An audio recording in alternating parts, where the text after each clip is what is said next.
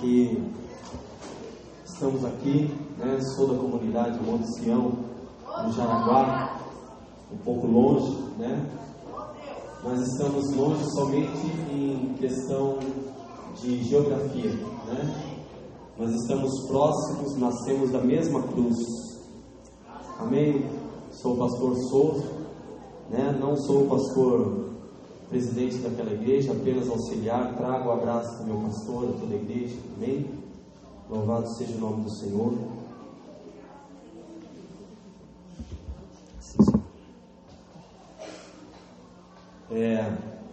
Fica difícil, né,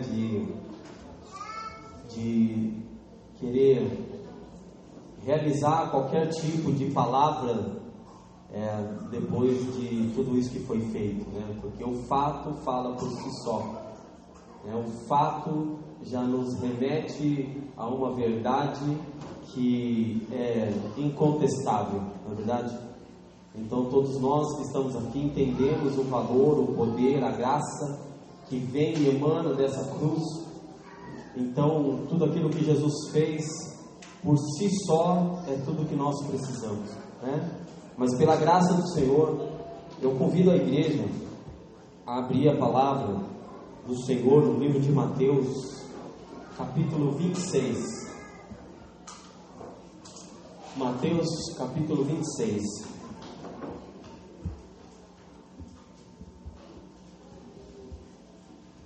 Vamos ler aí apenas 5 versículos.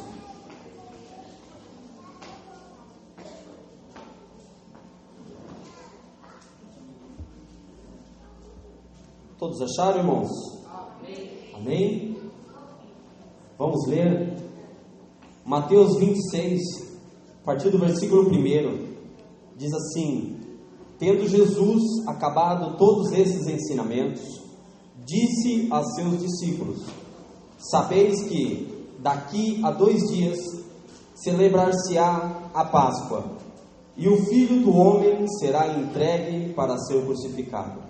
Então os principais sacerdotes e os anciãos do povo se reuniram no palácio do sumo sacerdote, chamado Caifás, e deliberaram prender Jesus à traição e matá-lo. Mas diziam: não durante a festa, para que não haja tumulto entre o povo. Amém? Feche os seus olhos por 10 segundos. Senhor, meu Deus e meu Pai, Senhor, como nós falamos aqui, a atitude, a ação, tudo que foi ensinado aqui, Deus, fala por si só. Mas eu sei que o Senhor tem uma mensagem a mais para nós nesta noite. Meu Deus, eu lhe peço, entrego, Senhor, totalmente a minha vida, a minha boca, Senhor, os meus pensamentos ao Senhor. Pai, faça, Senhor, da minha vida hoje a Tua vontade, para que, Senhor, Teu povo seja abençoado nesta noite.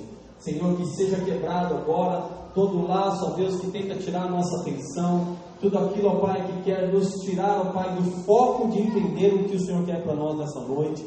Deus, nós repreendemos em nome de Jesus. Pai, eu peço a Tua bênção sobre cada pessoa aqui, sobre cada família, sobre cada criança, sobre cada situação, sobre cada necessidade. Senhor, abençoa o Teu povo, é o que eu te peço em nome de Jesus. Amém, irmãos? Queridos, essa questão da crucificação, ela é muito complicada, ela tem diversos fatores, né? Eu poderia aqui, na verdade, falar numa ótica histórica, poderia falar numa ótica teológica, poderia falar numa ótica filosófica, sociológica, porque a cruz, ela engloba todas essas situações. Mas eu gostaria, na verdade, de falar de uma forma mais prática. Eu quero trazer essa questão da crucificação de uma forma bem mais prática, que vai falar direto com aquilo que nós temos hoje.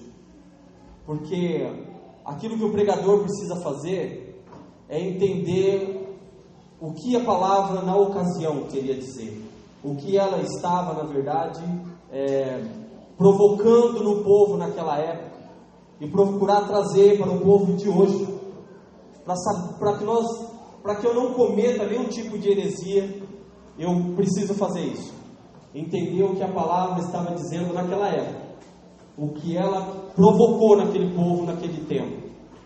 E eu creio que ela vai provocar a mesma coisa em nossas vidas hoje, porque a palavra de Deus, ela vai se renovando, né? Eu estou fazendo um sermão do monte na nossa igreja, toda sexta-feira, uma exposição do Sermão do Monte, e nós estamos já na quinta semana, vou entrar agora na quinta semana, que seria amanhã, e eu estou no 5º versículo ainda. Então eu estou fazendo um versículo por dia, e para isso, é o que eu falei lá na minha igreja, para que a gente possa ver o poder, a graça, a abundância que tem na palavra de Deus, né? Ela é muito grande, ela alcança lugares que nós não conseguimos alcançar, e existem vários aspectos importantes, como por que Jesus crucificou fora da cidade, por exemplo, né? Por que Jesus foi crucificado fora da cidade? Porque justo na época da Páscoa Jesus foi crucificado? Porque sua morte foi na cruz? Por que Jesus teve que morrer na cruz? Como era verdadeiramente o madeiro naquela época? Quem crucificou Jesus? Por que ele permitiu ser crucificado? Existem, na verdade, vários fatores que nós poderemos considerar aqui, né? E a gente pode entender, mas quero nesse dia, irmãos, falar em termos bem práticos. Eu gostaria de fazer uma análise aqui, nesses 5 versículos, em 3 pontos. Eu quero começar pelo versículo 1. Leiam aí comigo, irmãos. Tendo Jesus acabado todos estes ensinamentos, disse a seus discípulos. Jesus aqui, ele afirma que ele havia trazido vários ensinamentos. Jesus, ele afirma, olha o que está escrito: tendo Jesus acabado todos esses ensinamentos. Jesus trouxe vários ensinamentos para todo o seu povo. E na verdade, naquele momento ali, desde o capítulo 19 de Mateus, Jesus já vinha trazendo vários ensinamentos, com parábolas, também com curas, com milagres, com prodígios. Ele estava ensinando o povo várias coisas. Ele estava ali trazendo vários ensinamentos para o seu povo.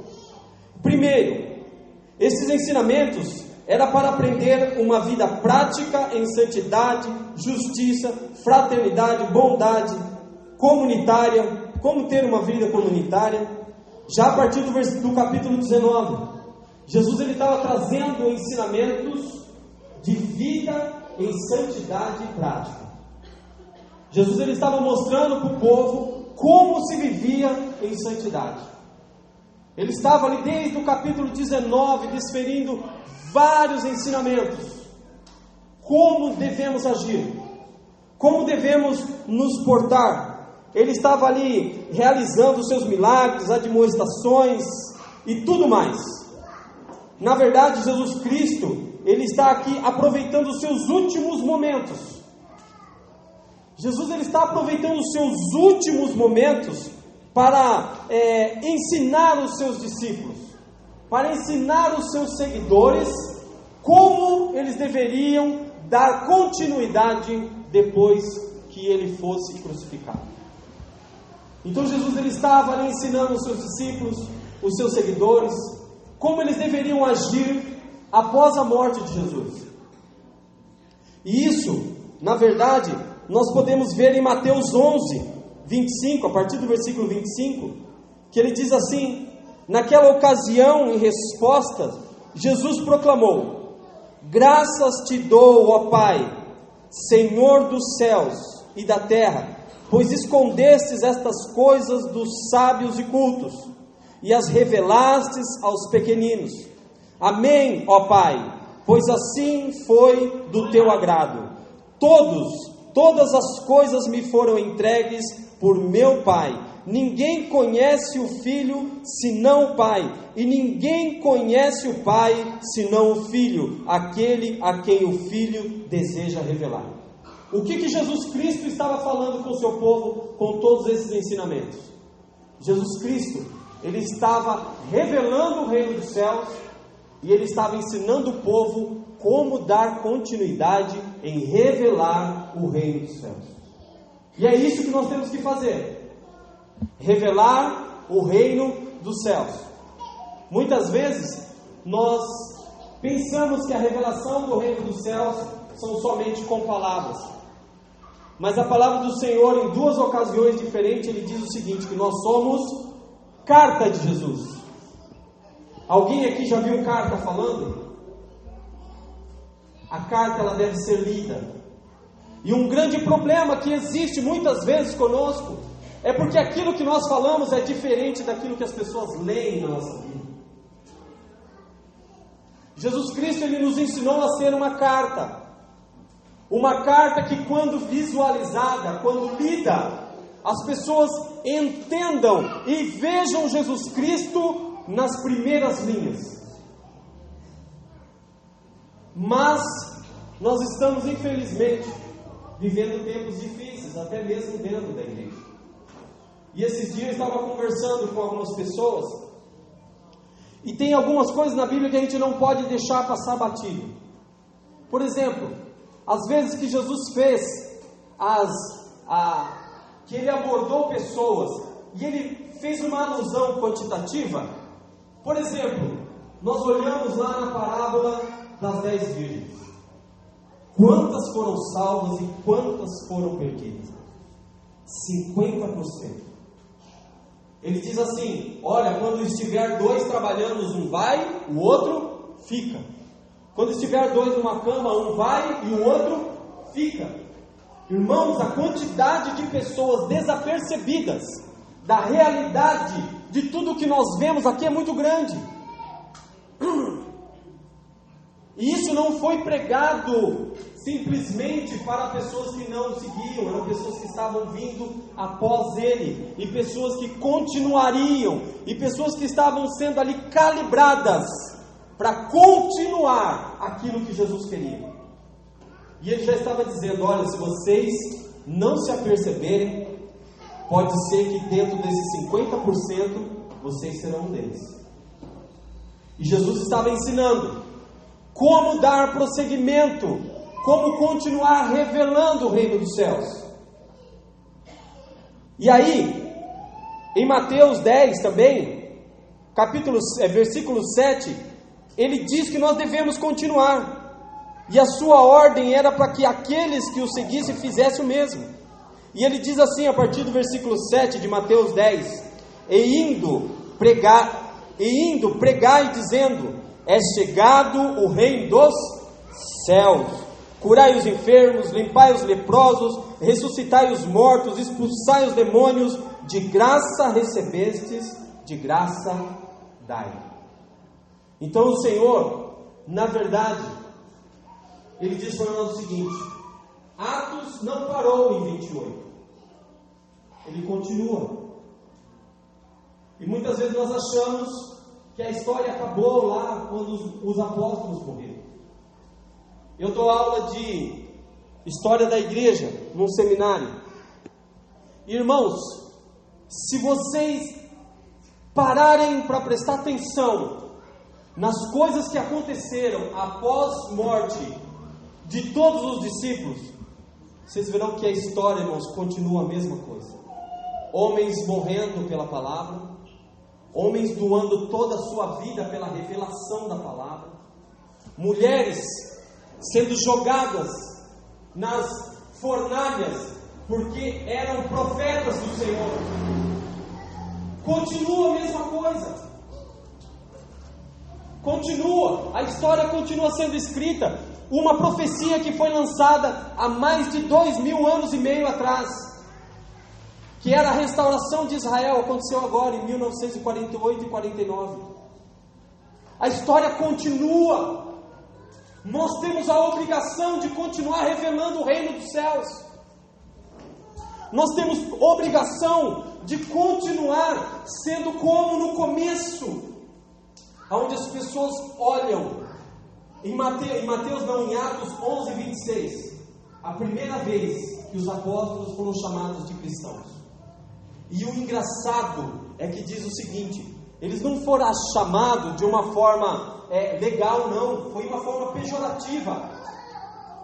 Porque disseram que eles falavam, e até os trejeitos, a maneira como eles se comportavam, eram igualmente a Jesus. O jeito que falava, o jeito que agia, o jeito que caminhava, o jeito que se vestia, tudo igual a Jesus.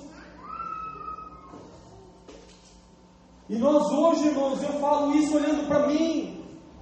Enquanto eu estava preparando esse sermão, o Senhor falava ao meu coração: muitas coisas precisam mudar. Muitas coisas eu quero que você largue, muitas coisas eu quero que você... Porque pecado, irmãos, não é só fazer, pecado é não fazer. Porque o Senhor diz o seguinte, que a omissão é pecado.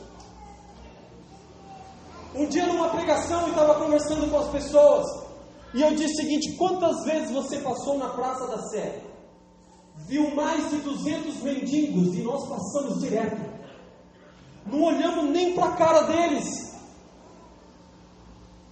não olhamos, nós passamos direto.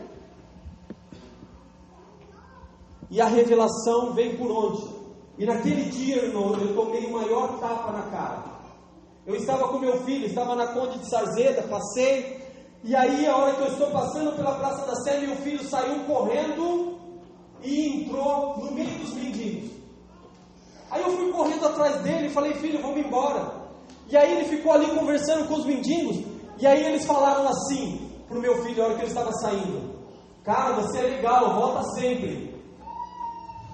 E aí a hora que eu estou saindo, o Espírito Santo falou assim para mim: eles deveriam estar falando isso é para você, não era para o seu filho, era para você que eles deveriam estar falando: volta sempre, você foi muito legal conosco.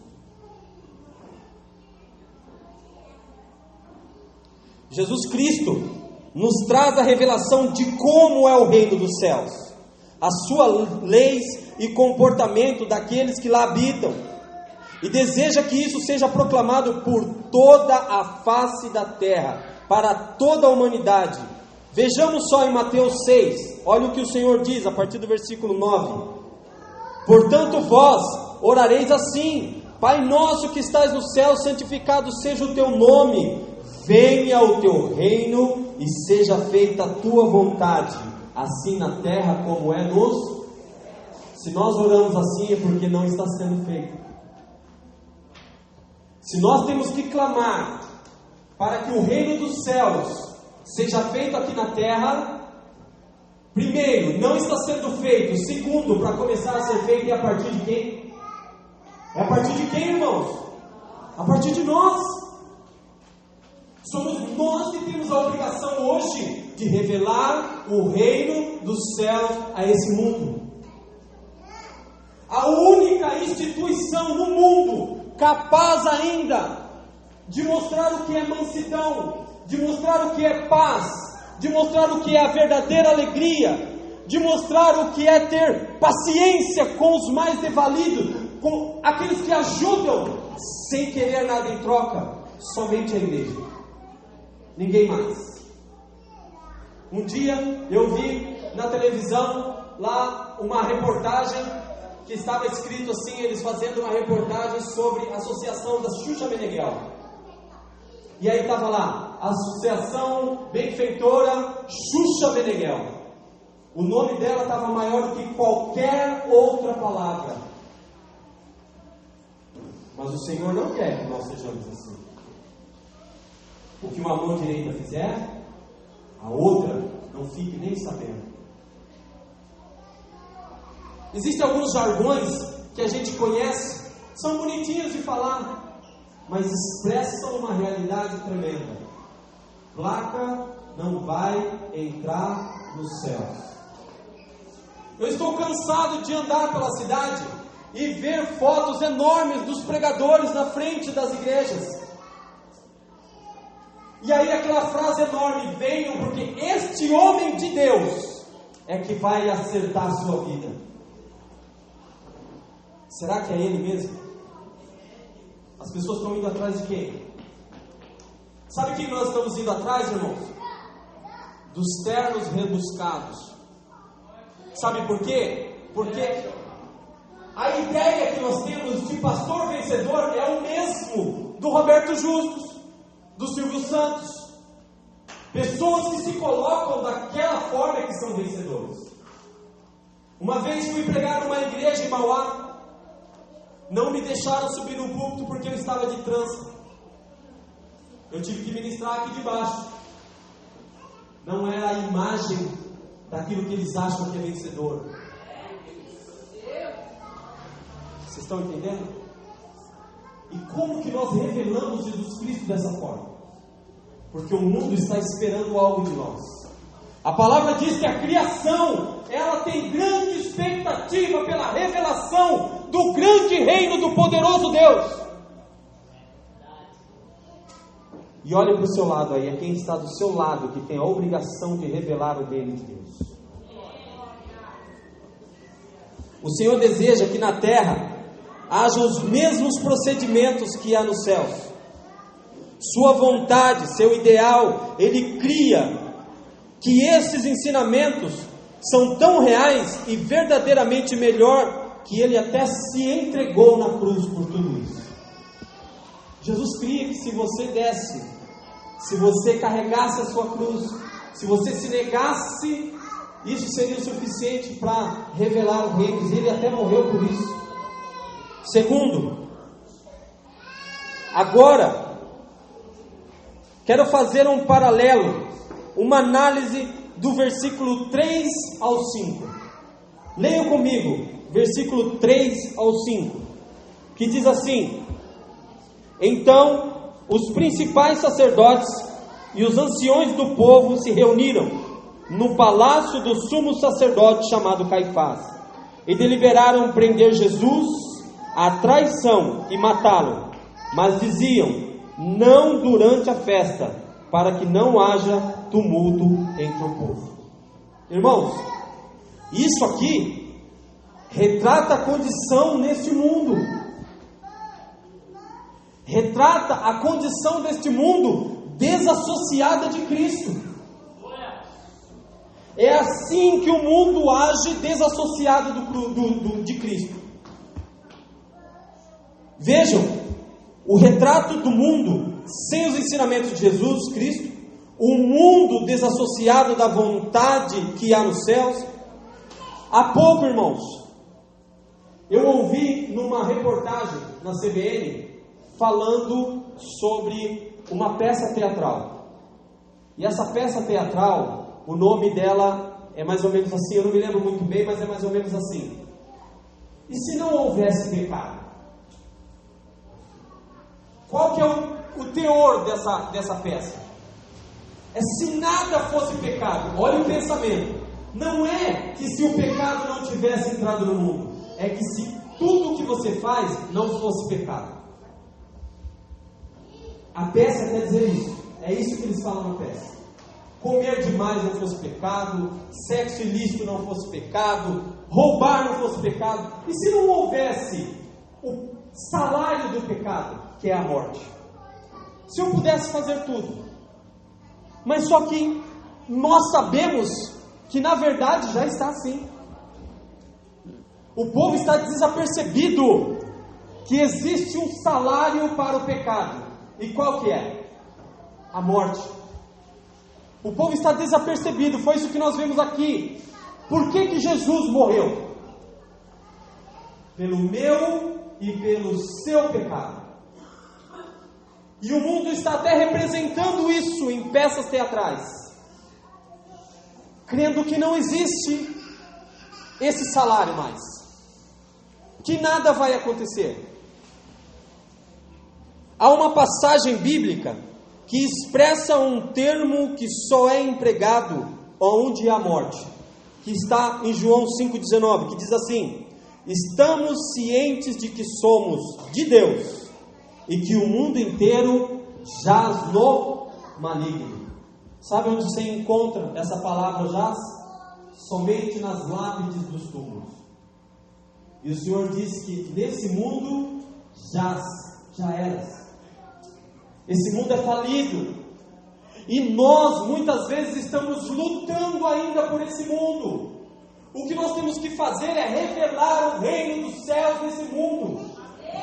Tentar instalar ainda alguma paz através do quê? Da revelação do reino de Deus. Amanhã eu estarei falando sobre a quarta bem-aventurança, que é aquele que tem sede e fome de justiça.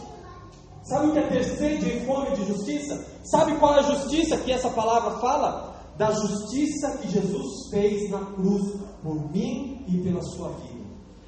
O Senhor diz que se nós não tivermos fome e sede, por isso que nós vimos aqui, a questão dessa justiça que foi feita aqui, ela embrenhar na nossa vida e nunca mais sair.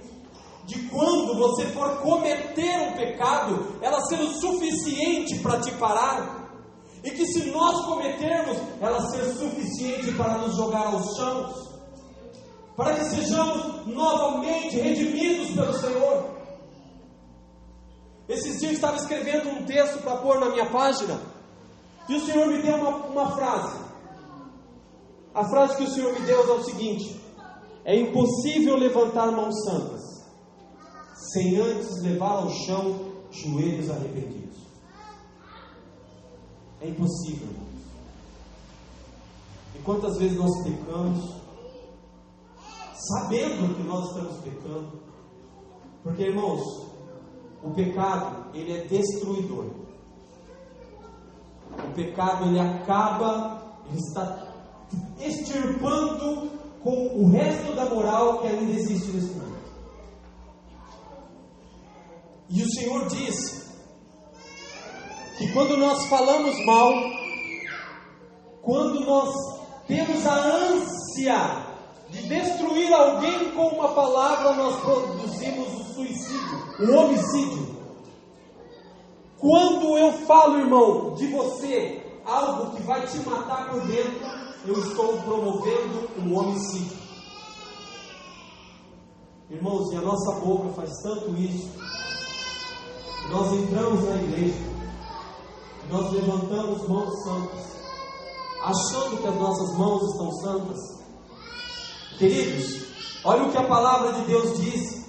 Se você que trouxe aqui, como eu, que trouxe a oferta aqui para esse gasofilácio, se eu tenho um problema com o irmão, não. Se eu produzir um problema com o outro irmão, deixa ela aqui parada. Vai se consertar.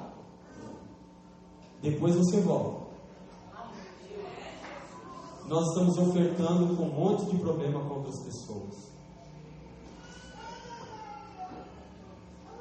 E eu vou falar aqui de uma coisa. Nós estamos aqui no congresso de jovens. Irmãos, eu quero que vocês me entendam.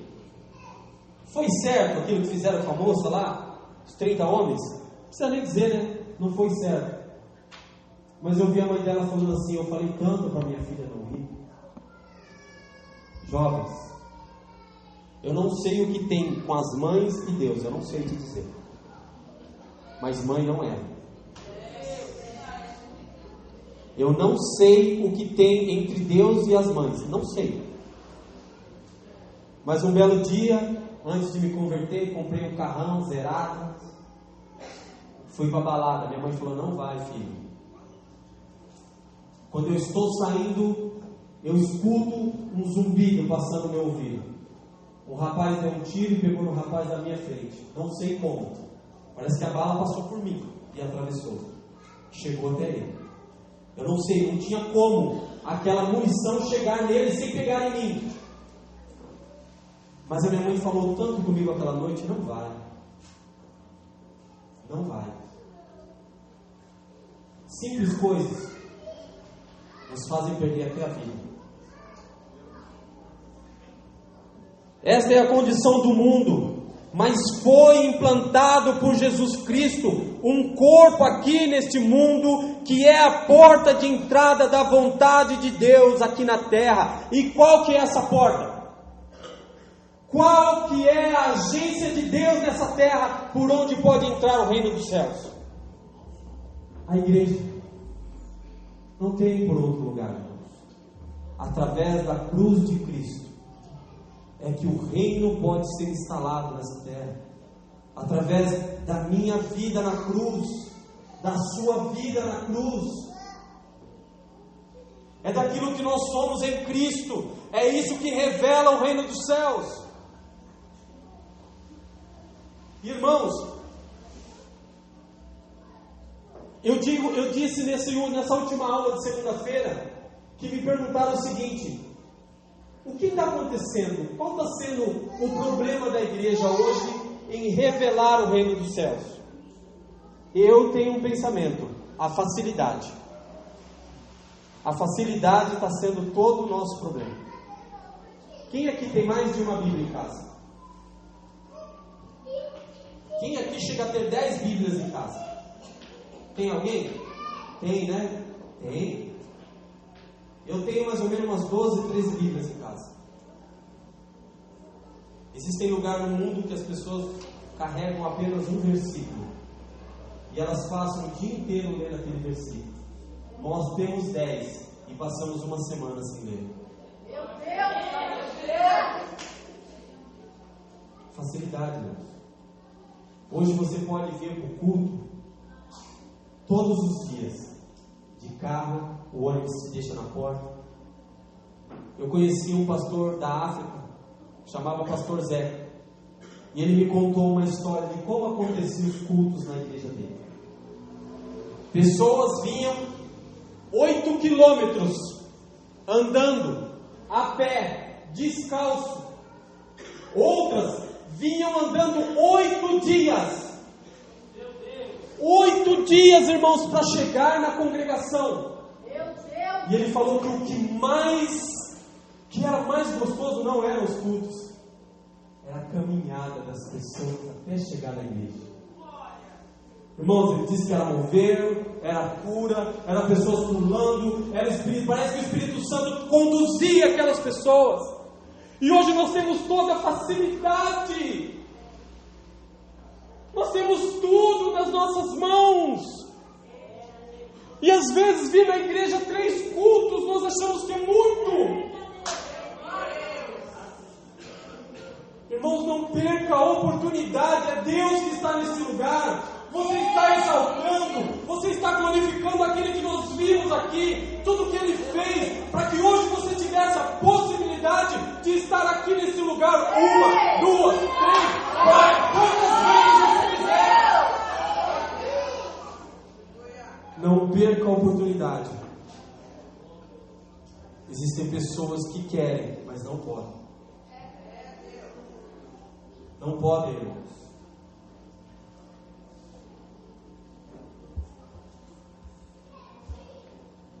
Primeiro, vejam que entre este povo só deveria haver reuniões santas. Veja o que nós lemos aqui no versículo 3. Então os principais sacerdotes e os anciões do povo se reuniram no palácio do sumo sacerdote Caifás para quê? Para deliberar a morte de Jesus Cristo. Cuidado com as reuniões, irmãos, dos lares. Estou falando para vocês porque eu tenho 15 anos, irmãos, de ministério. Eu sei muitas vezes o que acontece em alguns lares. Pessoas se reúnem para falar mal do pastor. Pessoas se reúnem, os grupinhos, sabe? Que não é para juntar, é para fazer acepção.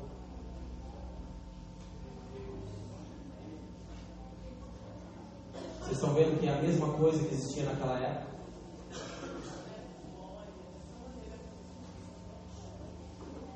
Eu estou falando tudo que eu estou falando aqui para vocês, irmãos. Eu estou falando o que eu passei. Um belo dia, uns 2, 3 anos nessa igreja que eu estou agora, eu era líder de jovens e tinha um casal junto comigo. E aí nós queríamos mostrar para o pastor que ele estava errado numa situação. E aí nós ali, eu estava começando a fazer o meu seminário. E aí o rapaz chegou e falou assim: você que está aí tinindo, né, que está fazendo o seminário, vai lá no seu quarto, ora, fala com Deus. Vê o que ele vai te revelar.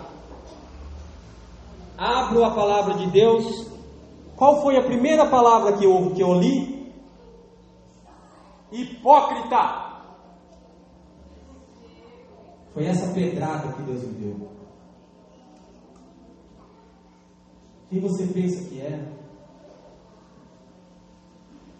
Existe uma palavra, irmão, no livro de Judas, que diz o seguinte: ai daquele que faz o seu pastor pastorear você com choro.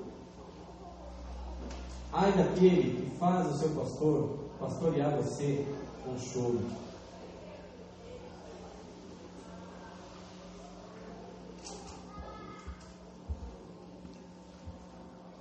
Bom, e vejam que eram as pessoas de maior preeminência, eram as pessoas que nós mais esperávamos naquela época, que iria sair a santidade.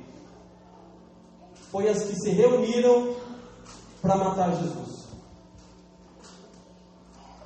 Até mesmo dentro das suas próprias casas eles fizeram isso.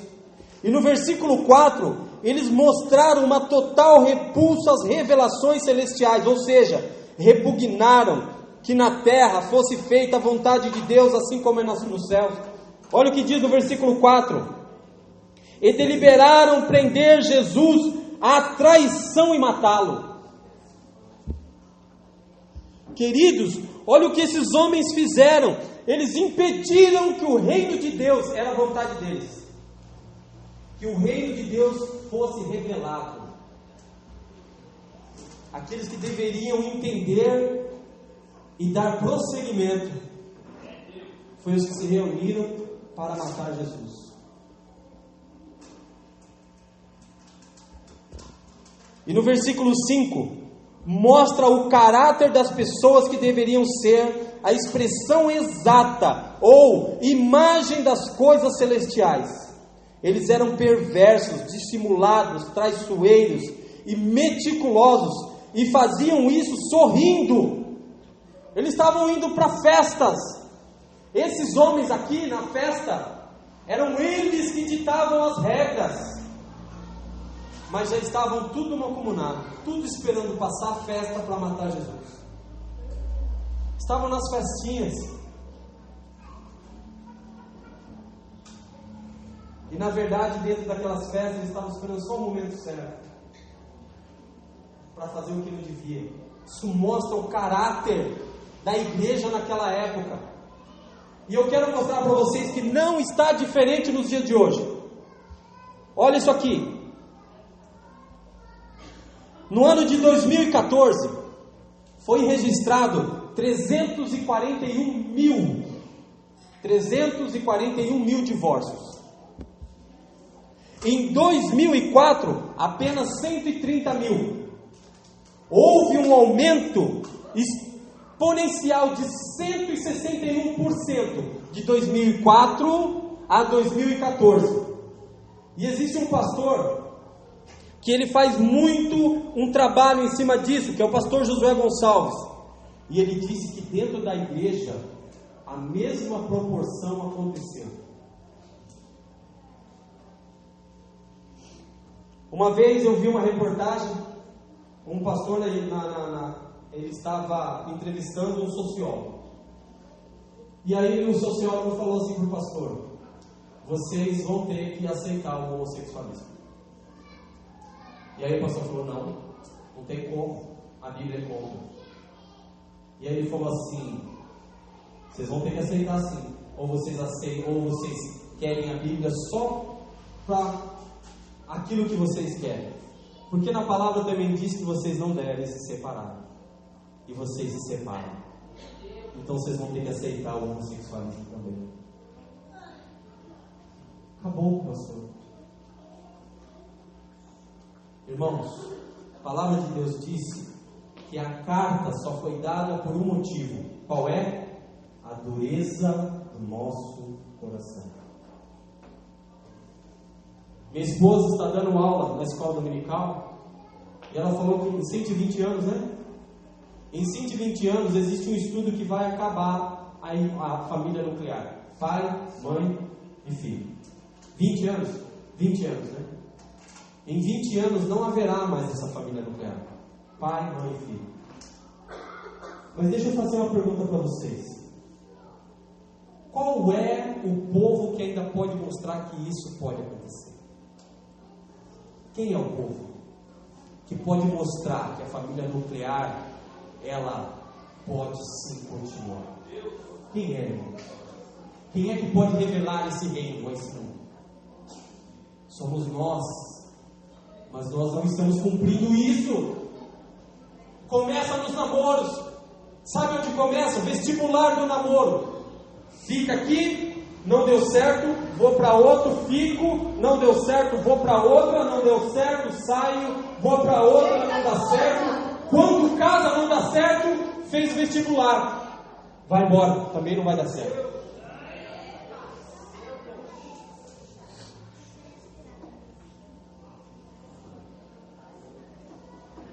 Olha o que está no G Notícias. Eu vou falar aqui, porque está na internet. Se quiser lá, você vai lá e olha, está tudo lá. Pastor da Universal é preso por suspeita de integrar esquema de fraude no Ministério da Pesca. Tem alguma diferença do que vocês estão vendo hoje? Não tem diferença. Outra coisa, Gazeta, Igreja Maranata, dízimo desviado em fraude milionária. Mais de 20 milhões foi desviado da igreja.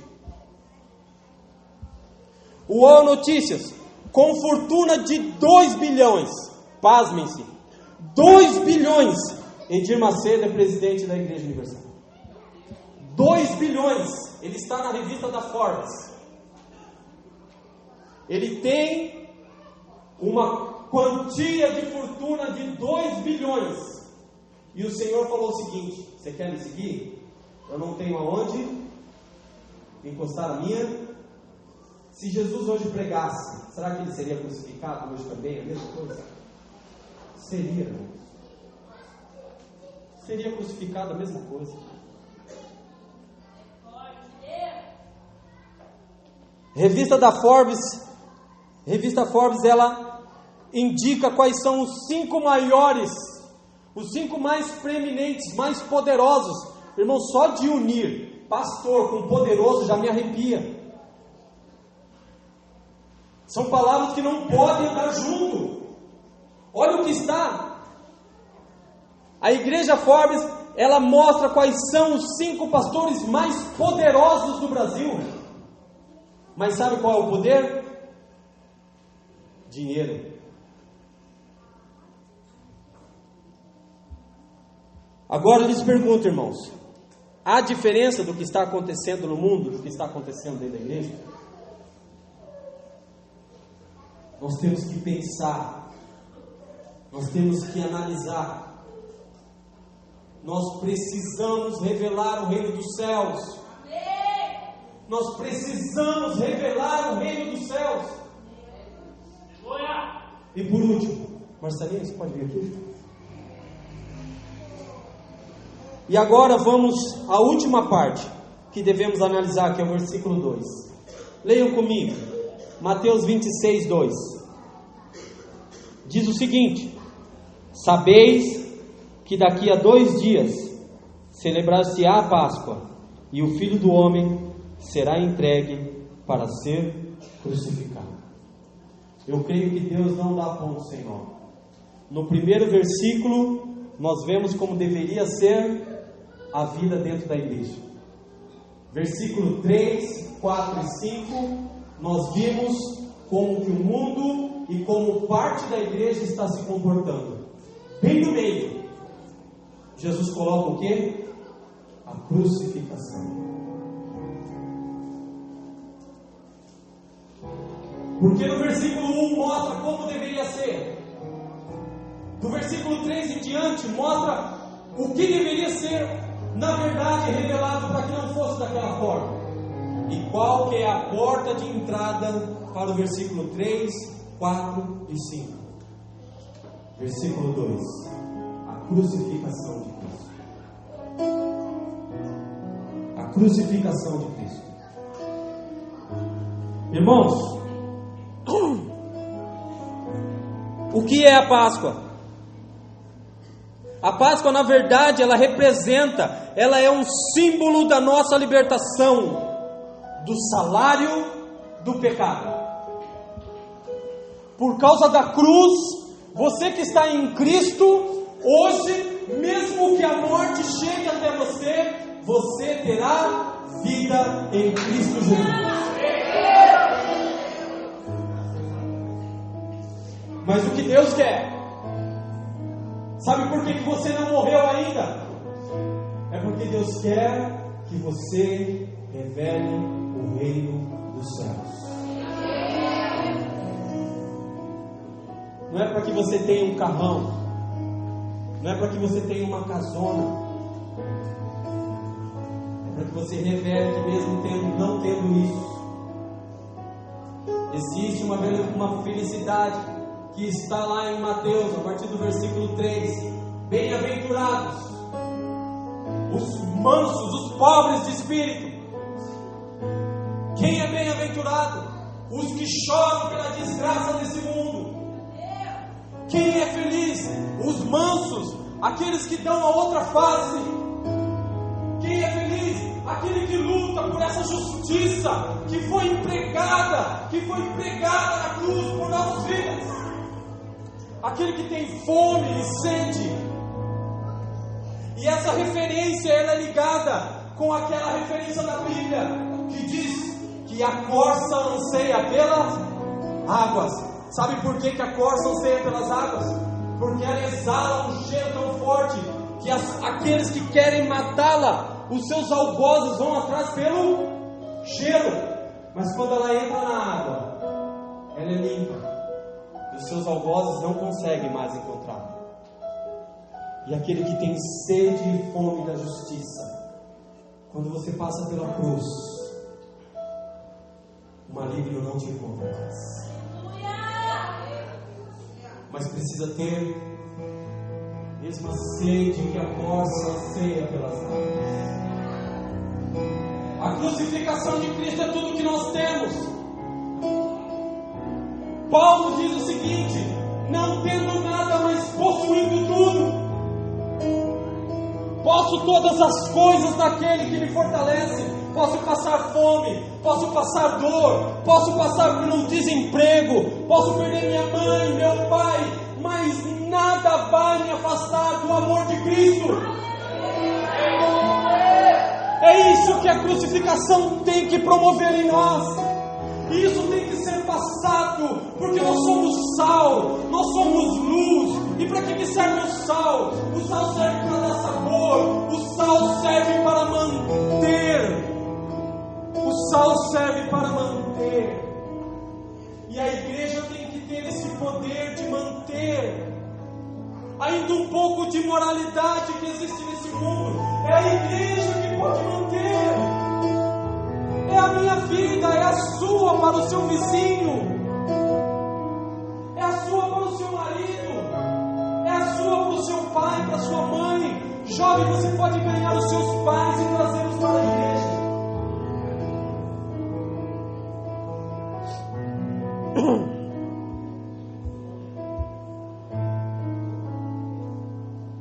Não estamos revelando ao mundo o reino dos céus, mas sim revelando aos céus o quanto o mundo faz parte da nossa vida. Muitas vezes nós não estamos revelando o reino dos céus para o mundo, mas nós estamos falando: olha céus, o quanto eu estou cheio ainda da terra. Gostaria que a igreja ficasse de pé nesse momento.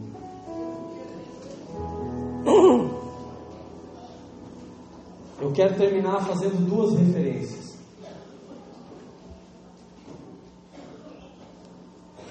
Em Mateus 16, 24 diz assim: não disse Jesus a seus discípulos: se alguém quer vir após mim, a si mesmo se negue, toma a sua cruz e siga-me.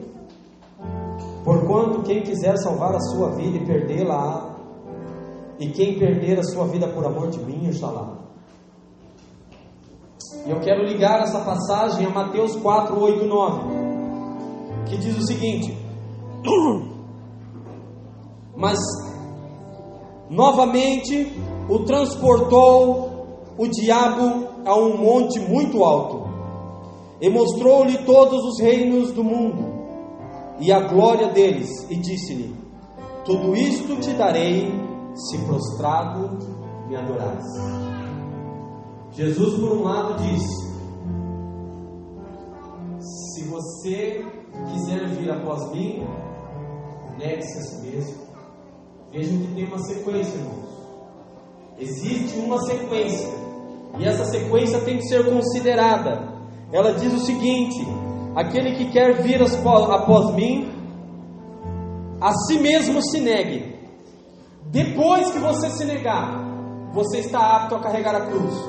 E depois, quando você estiver com a cruz, aí você pode seguir. Mas em Mateus 4 diz o seguinte: tudo isso te darei, se prostrado me adorares. Naquela época existia mais ou menos 350 milhões de pessoas no mundo. Quando ele chegou naquele pico alto, o que ele viu foi uma cidade de mais ou menos uns 50 mil quilômetros quadrados. Só isso. Mas hoje, quando Satanás se leva ao lugar mais alto, ele tem muito mais coisas a oferecer. Hoje, tudo isso está muito maior do que naquela época. Então eu vou dizer uma coisa para você: a sua cruz hoje talvez esteja muito mais pesada.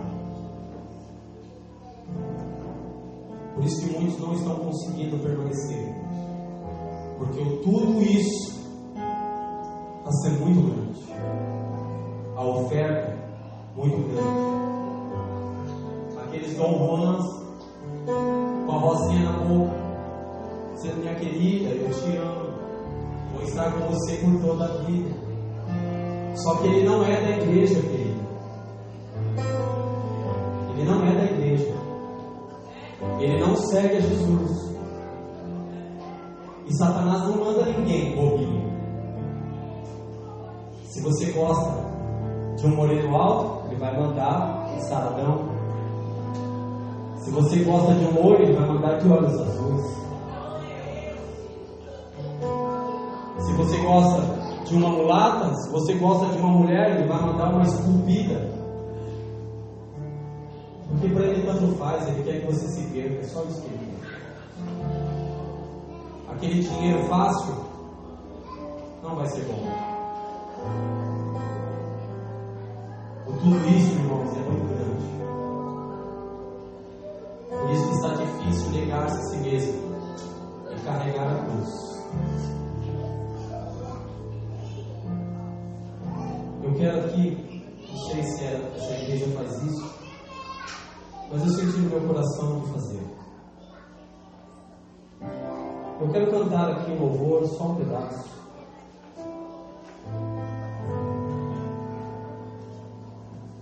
E se você quiser vir à frente aqui comigo, e se você acha que você tem algo, como está escrito ali na palavra,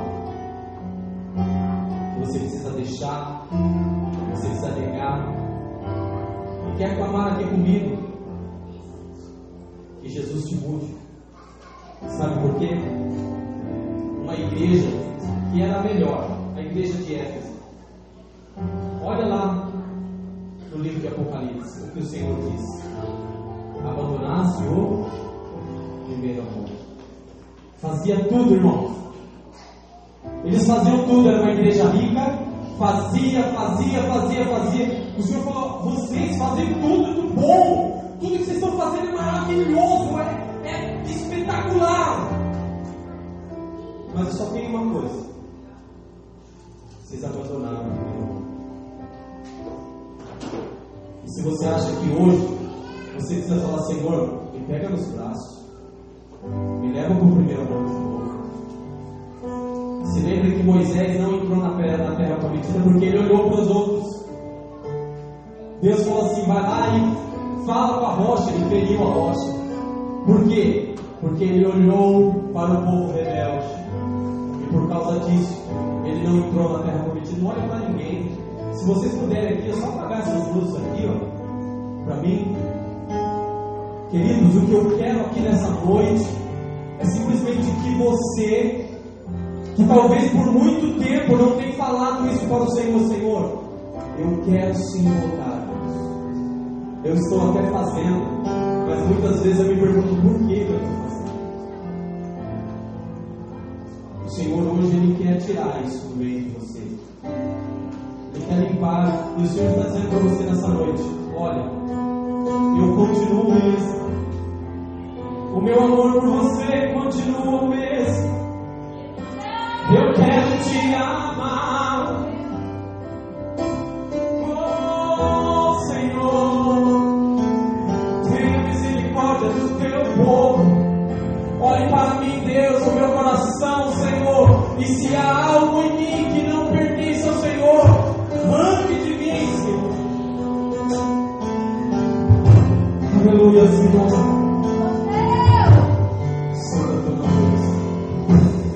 Quero voltar ao início de tudo, encontrar-me contigo, Senhor.